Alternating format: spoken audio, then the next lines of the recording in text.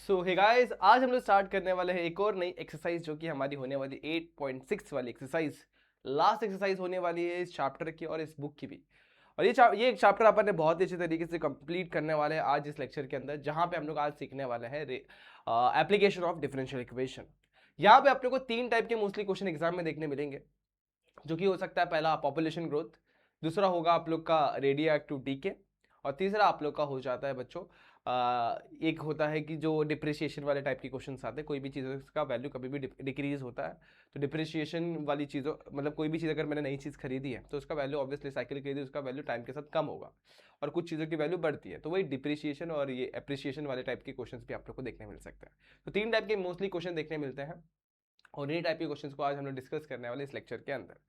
So ready हो जाओ और अपने सीटों की पेटी बांध लो, मतलब सीट बेल्ट बांध दो, और स्टार्ट करते हैं आज के इस लेक्चर को। लेकिन इस लेक्चर के अंदर अगर आप लोग कोई भी डाउट कोई भी दिक्कत फेस होती है तो इस्तेमाल करो कमेंट सेक्शन का, या डायरेक्टली शेयर करो आपके डाउट्स यहाँ पर 97 अंडरस्कोर पर। मैं आपके सारे डाउट्स क्लियर करने की पूरी कोशिश करूंगा। तो स्टार्ट करते हैं आज का वीडियो। बच्चों कैसे हैं आप सभी लोग? I hope you are fine. मैं दोस्तों स्वागत करता हूं आप सभी का इस प्यारे से यूट्यूब चैनल यानी कि जेआर कॉलेज पर। स्टार्ट करते हैं आज का वीडियो, देखते हैं कैसे क्वेश्चन हमें देखने मिलते हैं इस एक्सरसाइज के अंदर। चलो फटाफट से बढ़ते हैं क्वेश्चन पर। तो ये हमारा चल रहा है एप्लीकेशन और डिफरेंशियल इक्वेशन, जिसमें अपने पास population growth, radioactivity decay और वो एप्रिसिएशन डिप्रिसिएशन वाले क्वेश्चंस भी होते हैं। तो वो तीन टाइप के क्वेश्चन अपन यहाँ पर डिस्कस करेंगे। तो सबसे पहले मैं आप लोग को चीज़ों को एक्सप्लेन कर देता हूँ। देखो, पॉपुलेशन ग्रोथ ऑफ बैक्टीरिया हो सकता है, या फिर population growth of human being भी हो सकता है। दो टाइप के होते हैं, पॉपुलेशन ग्रोथ या फिर ग्रोथ ऑफ बैक्टीरिया, दो टाइप के होता है। अब अज्यूम करते हैं कि कोई भी पॉपुलेशन है टाइम के साथ ऑब्वियसली बढ़ती है, चाहे बैक्टीरिया की हो चाहे वो ह्यूमन की हो। So let P B the population increase at A given time T. अब सीधी बात है, तो उसका जो रेट होता है, रेट मतलब DP by D T. So the rate of change of P यानी कि population is directly proportional to the population present at that time. जो भी पॉपुलेशन उस टाइम पे प्रेजेंट होगा उसको डायरेक्टली प्रोपोर्शनल होता है। सो डीपी बाई डी टी जो होगा प्रोपोर्शनल टू पी हो जाएगा। अब आप लोग को पता है पॉपुलेशन बढ़ने वाला है, तो जब भी अपन प्रोपोर्शनल सिंबल को हटाते हैं तो इक्वल टू आता है, और इक्वल टू हमेशा अपने साथ एक कांस्टेंट लेके आता है। तो यहाँ पर एक कांस्टेंट हो जाएगा। उसके बाद वेरिएबल सेपरेबल यानी पी को नीचे लेंगे, डी को ऊपर ले लेंगे, और उसके बाद इंटीग्रेट कर देंगे। इंटीग्रेट करेंगे तो ये जगह 1/p dt, इसको इंटीग्रेट करेंगे कि कांस्टेंट है, यहाँ पर dt हो जाएगा प्लस सी आ जाएगा, और सिंप्लीफाई करेंगे तो ये log p हो जाएगा, और यहाँ पर मिलेगा kt प्लस सी। log को यहाँ से वहाँ ट्रांसफर करेंगे तो p will be equal to e raise to kt plus C and so on. आप लोगों को वैल्यूज मिल जाते हैं। तो इस तरीके से अपन इसको सिंप्लीफाई करते हैं। सिंप्लीफाई करने के बाद आपकी दो चीजें करनी होती है, एक पहली वैल्यू k की फाइंड आउट करनी होती है, दूसरी वैल्यू c की, और k और c मिल जाता है तो आप लोग अपने सॉल्यूशन पे बढ़ सकते हैं। तो ये था ऐसा इस टाइप के क्वेश्चन को सॉल्व करना, जो कि पॉपुलेशन ग्रोथ के ऊपर होता है, आइदर ह्यूमन बीइंग या फिर बैक्टीरिया। लेकिन एक और आता है रेडियो एक्टिव डीके। अब डीके का मतलब समझते हैं। कोई भी एक ऐसा मटेरियल जो टाइम के हिसाब से कम होता है वो डीके में जाता है। कोई भी एक मटेरियल होता है, जैसे कि अगर मान लोगे, आप लोगों को पता होगा कि ह्यूमन बीइंग जब मर जाते हैं तो उसके अंदर बॉडी के अंदर कार्बन होते हैं। तो कार्बन डेटिंग करी जाती है तो पता चलता है कि वो ह्यूमन के स्केलेटन से पता लगाया जा सकता है कि उसकी एज कितनी होगी। ठीक है, तो ये होता है डीके का इस्तेमाल इस तरीके से, रेडियो एक्टिव डीके इस तरीके से किया जाता है। तो कोई भी रेडियो एक्टिव मेटल होगा उसका डीके होता है टाइम के हिसाब से, वो वैल्यू कम होती है। तो मैंने अज्यूम किया कि मेरा जो X be the amount of radio active material present at time T है, तो same to same rate of that material with respect to time is directly proportional to its amount present at given time T. तो इस तरीके से मैं लिख सकता हूँ। अब सीधी बात है, dx by dt is proportional to x होगा, तो जब भी प्रोपोर्शनल सिंबल को अपन हटाते हैं तो वहां पर आ जाता है इक्वल टू। इक्वल टू हमेशा हमारे साथ एक कांस्टेंट लेके आता है, और ये उस तरीके से हो जाएगा। लेकिन ध्यान देना, ये डीके है मतलब वैल्यू कम हो रही है, और जब भी कम होता है तो माइनस सिंबल आता है, और जब भी बढ़ता है तो प्लस आता है। तो जैसे पिछले क्वेश्चन में प्लस था, यहाँ पे माइनस आएगा। और सेम वही वेरिएबल सेपरेबल, तो ये हो जाएगा dx अपॉन में x, हो जाएगा माइनस के टी, और इंटीग्रेट करेंगे तो 1 अपॉन एक्स डी एक्स, यहाँ पे हो जाएगा माइनस के इंटू इंटीग्रल ऑफ टी, और सर यहाँ पे dt आना चाहिए, तो यहाँ पे dt, और इसके बाद सिंप्लीफाई करने पे हमें वैल्यूज मिल जाती है। So here we have log of x, यहाँ पर k, और इंटीग्रेट करेंगे तो t प्लस सी हो जाएगा, और थोड़ा सिंप्लीफाई करना चाहोगे तो x जो होगा e रेस टू माइनस के टी प्लस सी हो जाएगा। तो ये सिंपल सिंपल चीजें आप लोग को पता होनी चाहिए, और यहाँ पर गिवन कंडीशन के हिसाब से आप लोग k फाइंड आउट करना होता है और c फाइंड आउट करना होता है। क्वेश्चन में वो कंडीशन दिए होते हैं, k और c मिल जाएगा तो आप लोग का रेडियो एक्टिव डीके के क्वेश्चन भी सॉल्व हो जाएंगे। अब क्वेश्चन दो टाइप के आते हैं, एक जनरल वे में, मतलब आप लोग को ना एक अमाउंट कंसिडर करना होगा और उसके हिसाब से सॉल्व करना होगा। मतलब जैसे कि इनिशियल अमाउंट मैं अज्यूम कर लूंगा वो x0 था, हो सकता है कि नहीं हो सकता इनिशियल अमाउंट, मतलब जब टाइम कुछ भी नहीं होता तो अमाउंट मेरे पास x0 था। और कुछ क्वेश्चंस ऐसे होते हैं जिसमें अमाउंट दिया होता है, जैसे कि एग्जांपल के तौर पे जब मेरा टाइम स्टार्ट भी नहीं हुआ था तब मेरे पास अमाउंट था 60 kg, और 1 घंटे के बाद वो 30 kg हो गया, मतलब हाफ हो गया। सो वो सारी चीजें इस टाइप के क्वेश्चन होता है। तो आप लोग को यहाँ पर चलना है उस क्वेश्चन के ऊपर, और समझना। इस क्वेश्चन को अगर आप लोग समझोगे तो in certain culture of bacteria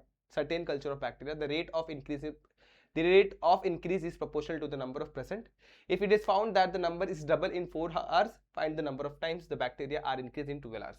question के अंदर कहीं पर भी एक पर्टिकुलर अमाउंट नहीं दिया, मतलब ऐसा नहीं बोला कि इनिशियली हमारे पास 20,000 बैक्टीरिया थे, 30,000 बैक्टीरिया थे, ऐसा कुछ नहीं बोला गया। तो यहाँ पर अपने को एक लेट इनिशियल अमाउंट अपने को एक्स कंसिडर करना पड़ेगा। तो यहाँ पर मैं मान लेता हूँ, ये सब कंसिडरेशन में मान लेता हूँ। लेट जब टाइम जो था ना, टाइम जो स्टार्ट भी नहीं हुआ था, टाइम स्टार्ट भी नहीं था, मतलब 0 टाइम हुआ था, तो जो अमाउंट प्रेजेंट था वो x0 था। इसके पहले भी मुझे कुछ चीजें और लिखने पड़ेंगे। सो लेट p लिख सकते हो, x लिख सकते हो, जैसे आपकी इच्छा। Let x be the amount, या फिर बोल सकते हो number of bacteria present at time t, number of bacteria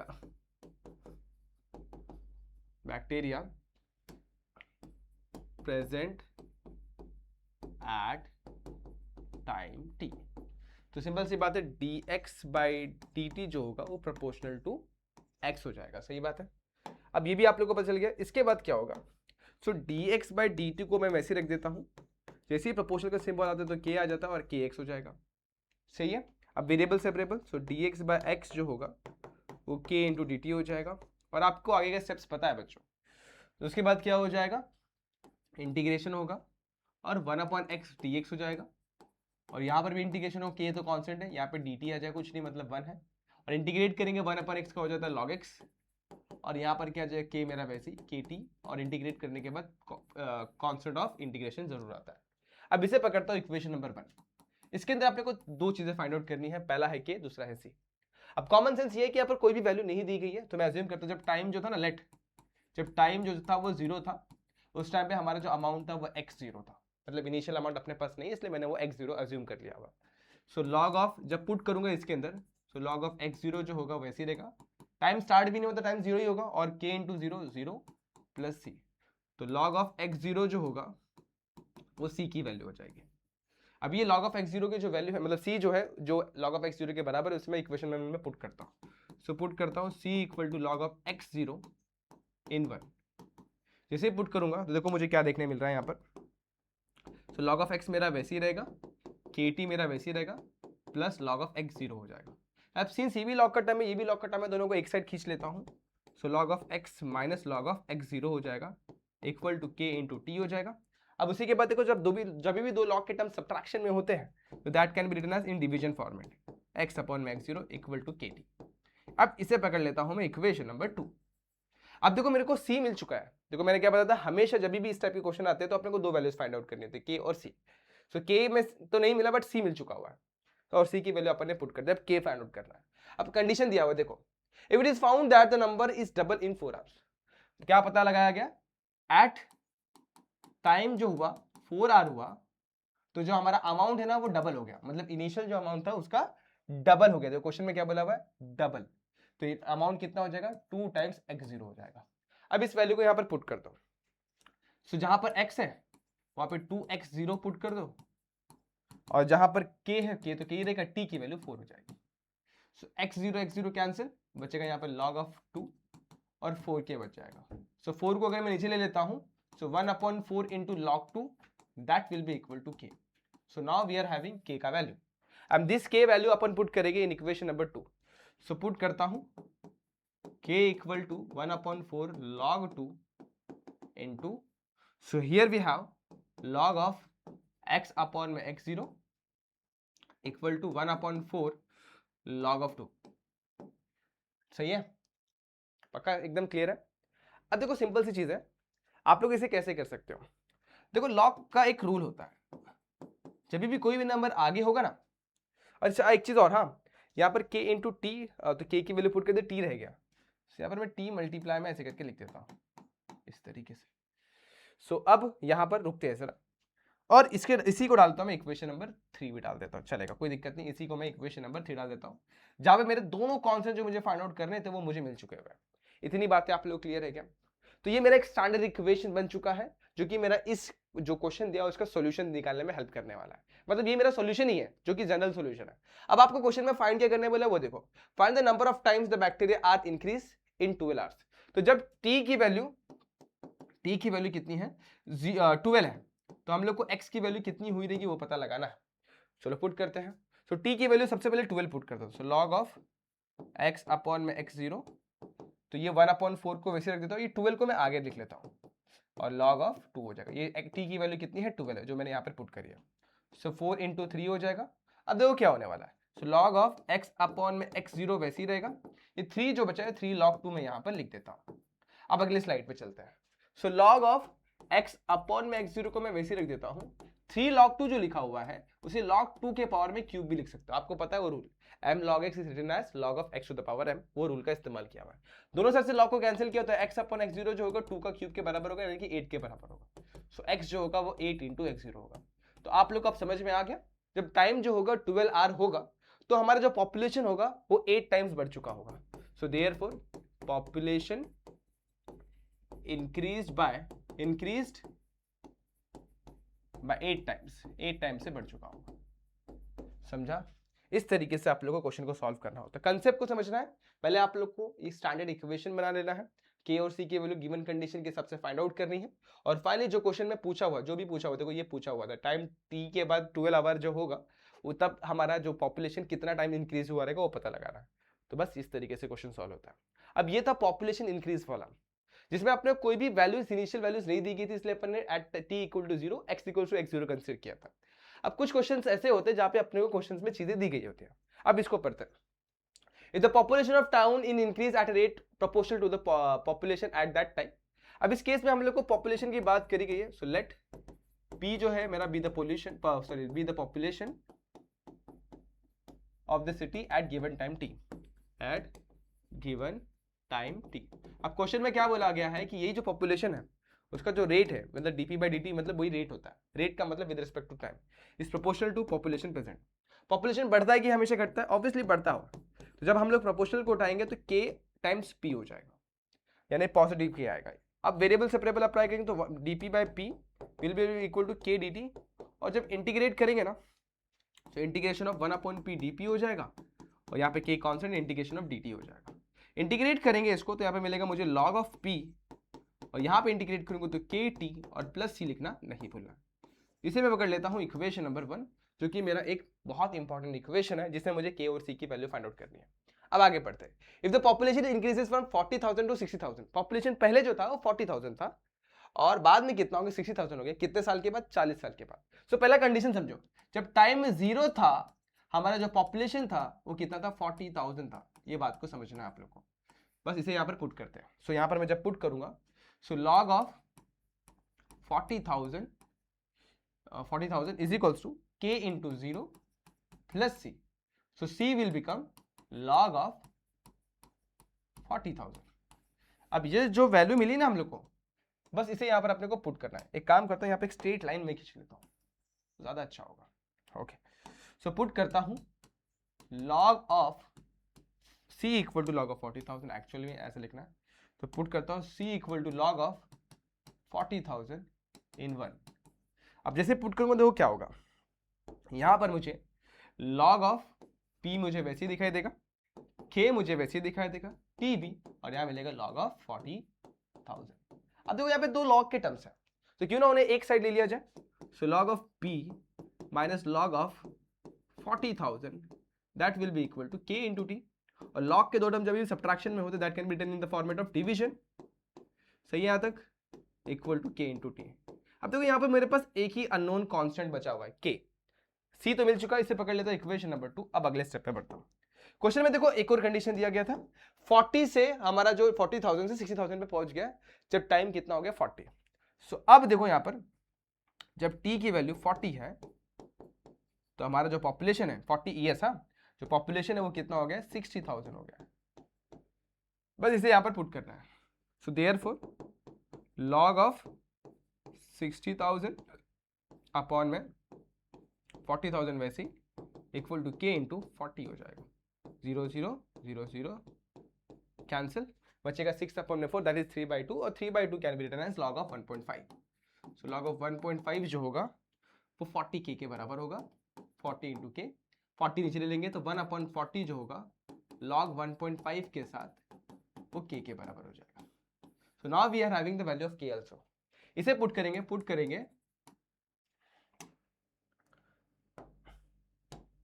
put करेंगे k equal to 1/40 log of 1.5 in equation number 2, और जैसे पुट करोगे तो log ऑफ p अपॉन में 40,000 which is equals to 1/40 log of 1.5 into T है। So Q T को मैं यहाँ पर ब्रैकेट डाल के इस तरीके से लिख दूँ। ये आप लोग को दिख रहा है? हाँ बिल्कुल दिख रहा है। इसे बॉक्स बना देता हूं। अब ये मेरा फाइनल इक्वेशन हो गया, जो कि बड़ी काम का इक्वेशन, इक्वेशन नंबर 3। अब आपको करना क्या है, इस इक्वेशन 3 की हेल्प से जो क्वेश्चन है पूछा वो फाइंड आउट करना है। अब देखो यहां पर आगे आ जाते हैं। यहां पर मुझे क्या दिया क्वेश्चन में, what will be the population in another 20 years.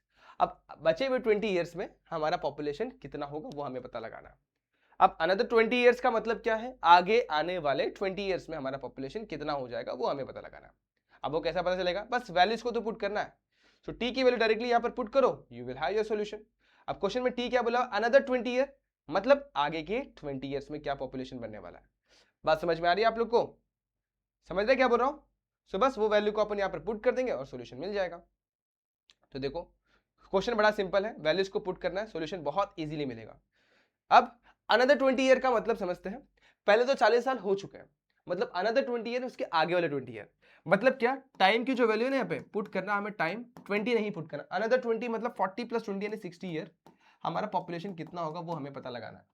So put करता हूं लॉग ऑफ पी की वैल्यू हमें पता नहीं है, अपॉन में 40,000 को मैं वैसे ही रखता हूं। अब देखो टी को मैं आगे भी लिख सकता हूँ, और टी की वैल्यू मुझे 60 दी गई, तो 60 अपॉन में 40, और यहाँ पे लॉग ऑफ 1.5 दिया हुआ है, इस तरीके से लिख सकता हूँ। अब यहाँ पर log ऑफ 40,000 p अपॉन में 40,000 को मैं वैसे ही रख देता हूँ। यहाँ पे 0 0 कैंसिल, ये कितना हो जाएगा 3/2, अगेन 60 अपॉन में 40 हो जाएगा, और यहाँ मिलेगा log ऑफ 1.5। ठीक है। अब एक और चीज, 1.5 इज नथिंग बट, देखो मैंने फिर से बता रहा हूँ, 1.5 इज नथिंग बट 3/2। कितना होता है बच्चों? 3/2 होता है, ये भी याद रखना। 1.5 कितना होता है? 3/2 होता है। सो अब यहाँ पे देखो log ऑफ p अपॉन में 40,000 को मैं वैसे ही रख देता हूँ। ये जो नंबर आगे लिखा हुआ उसे मैं पावर में लेके चला जाता हूँ, this will become 3/2 raise to 3/2 हो जाएगा।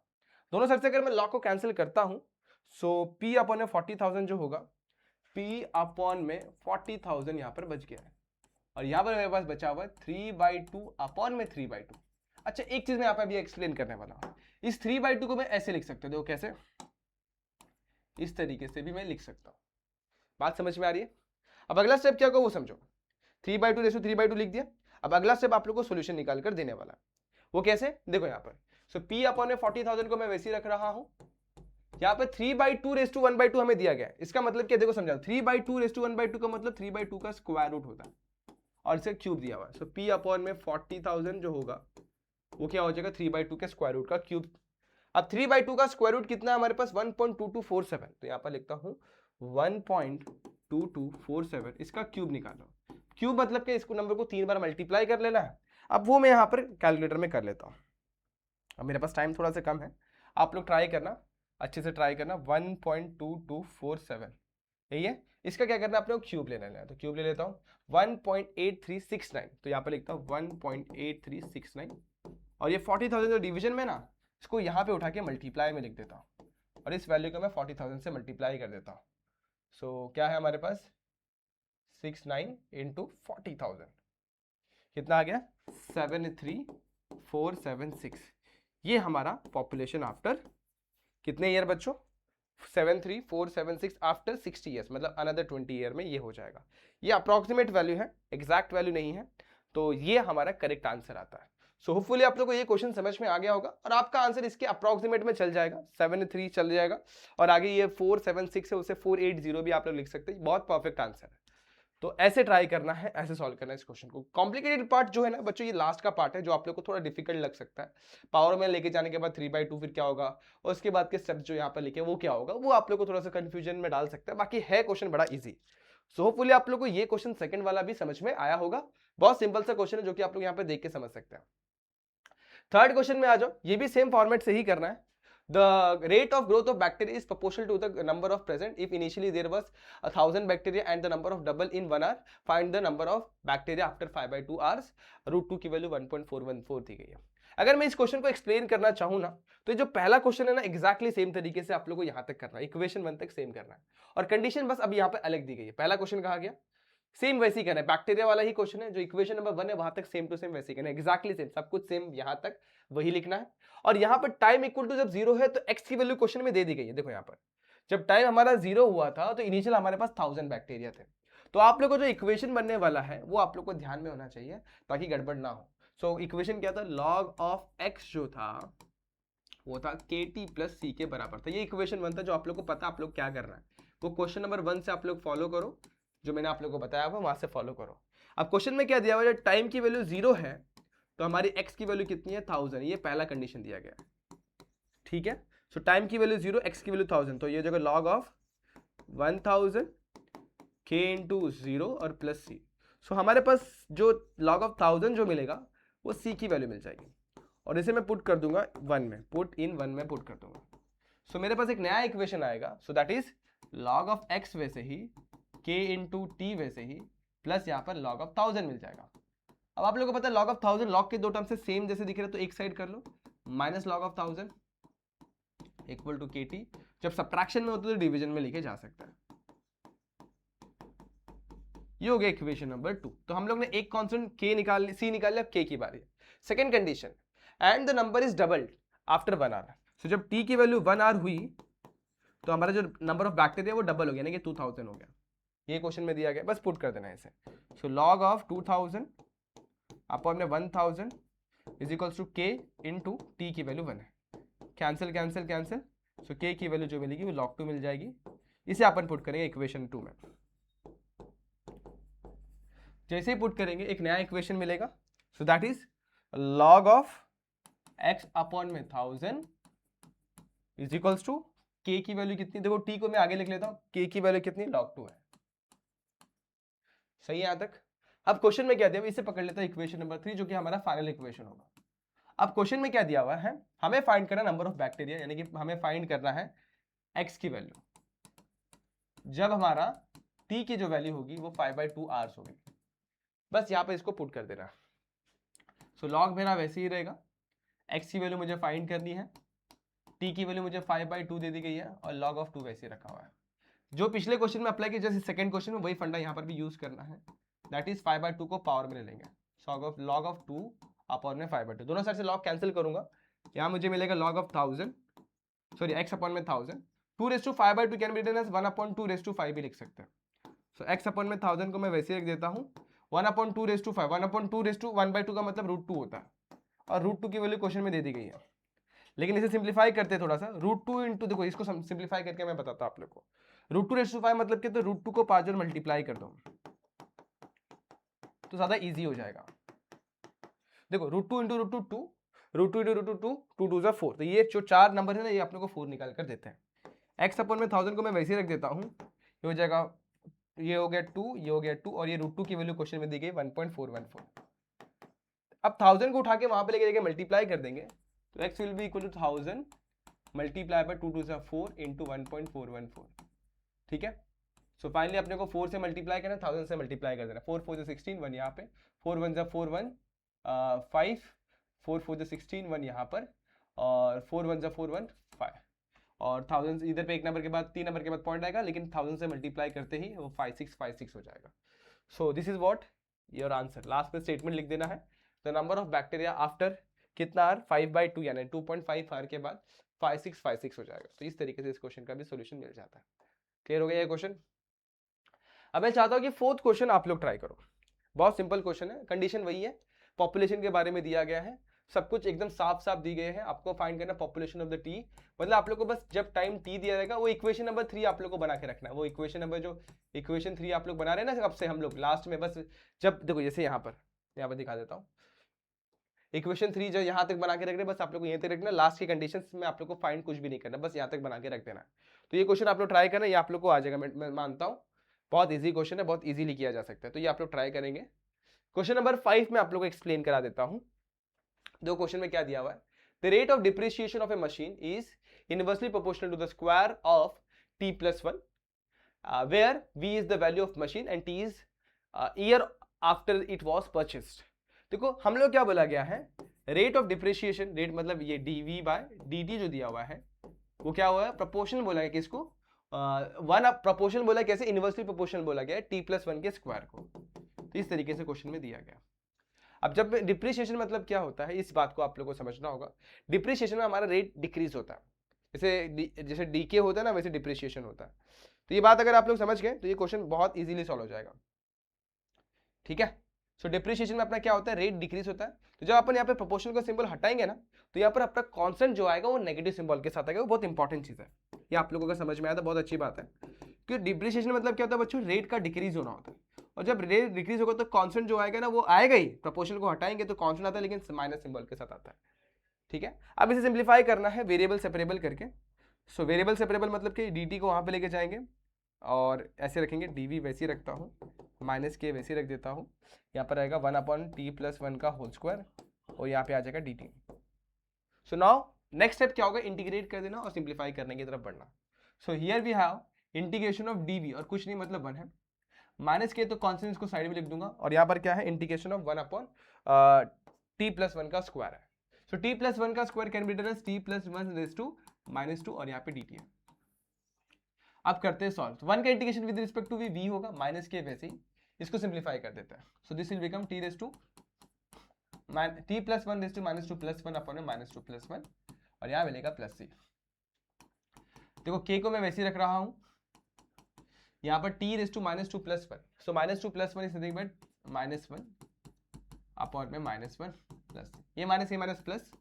और आपको पता है जब भी नेगेटिव पावर होगा उसको पॉजिटिव करने के लिए डिनोमिनेटर में लेके जाते हैं। देखो यहाँ पर हमारा इक्वेशन 1 हमें मिल चुका है। अब हमारी जिम्मेदारी k और c की वैल्यू निकालना। कंडीशन पढ़ते हैं, the initial value of the machine is ₹8 lakh. तो जब टाइम की वैल्यू जब 0 थी ना,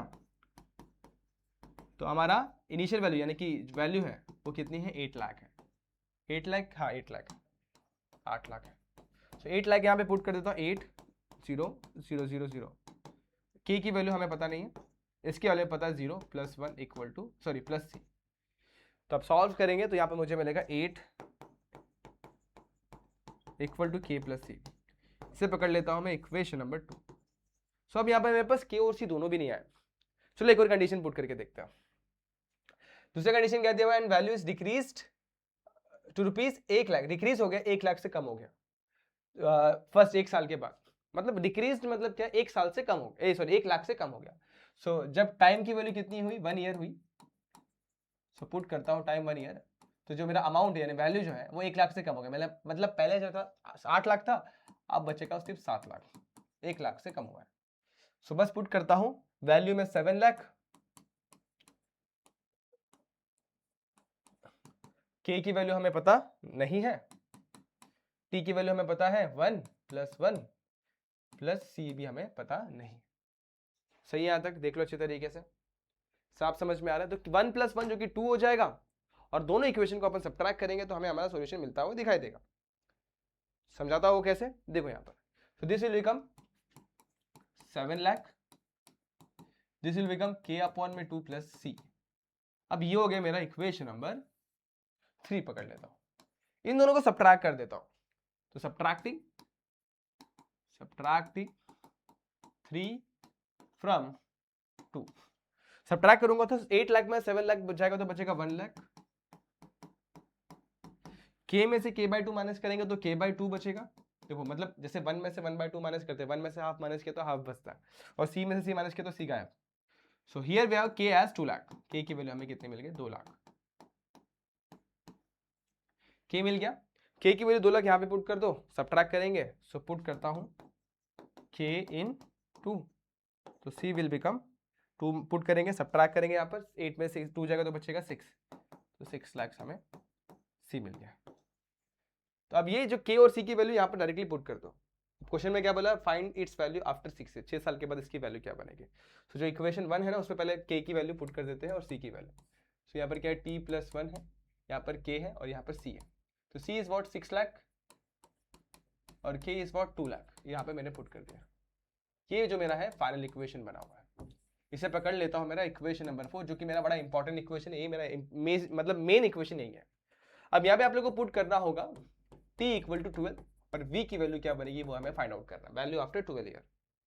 तो v को वैसे रख देता हूँ, 2 लाख को भी वैसे रख देता हूँ, टी की वैल्यू 12 पुट कर देता हूँ और यहाँ पर मेरे पास बचेगा, सो टी की वैल्यू 6 बोली, 12 नहीं बोली, 6 बोली। आप एक बार देख लेता हूँ 6 बोला कि 12 बोला, 6 बोला, सॉरी बच्चों 6 बोला गया, तो यहाँ पर 6 पुट करना है, 6 और यहाँ पर क्या है अपने पास 6 लाख। अब बस सॉल्व करना है, तो 2 अपॉन में कितना हो जाएगा 6 + 1 7, सो 2 लाख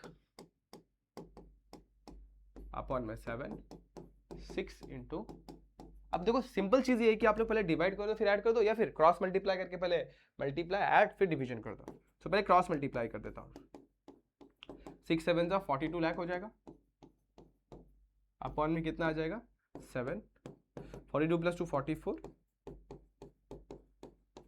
डिवाइड बाय 7, और 7 से डिवाइड करोगे तो आप लोग को वैल्यू मिल जाएगी, 7 6 जा 42, 2 और 0 20, बराबर है 2 0 20, 7 2 जा 14, 6 0 60। यहाँ पर पहुंचे अभी अपन 16 सब ट्राई करेंगे, 7 8 जा 56, फिर उसके बाद 4 0 40, 40 7 5 जा 35, 5 0 50, 7 7 जा 49, 1 0 7 1 जा 7, और डेसिमल में आएगा 1, मतलब फिर 1 0, उसके बाद 7 3 7 4 जा 28, और उसके बाद 2 0 7 4 जा 28, 2 0 7 2 जा 14, एंड सो ऑन, ये चलता चला जाएगा। तो क्या है आंसर हमारे पास 628571.42, ये हमारा आंसर आ रहा है। तो लास्ट में आप लोग को वैल्यू लिख देना, therefore value after 12, therefore value of जो भी व्हीकल है आफ्टर 12 ईयर्स, 12 नहीं सॉरी 6 ईयर्स, जो होगा वो हो जाएगा 62571.42। बहुत इजी क्वेश्चन है, रुपीज का सिंबल डाल दो, इस तरीके से आप लोग इस क्वेश्चन को सॉल्व कर लेते हैं।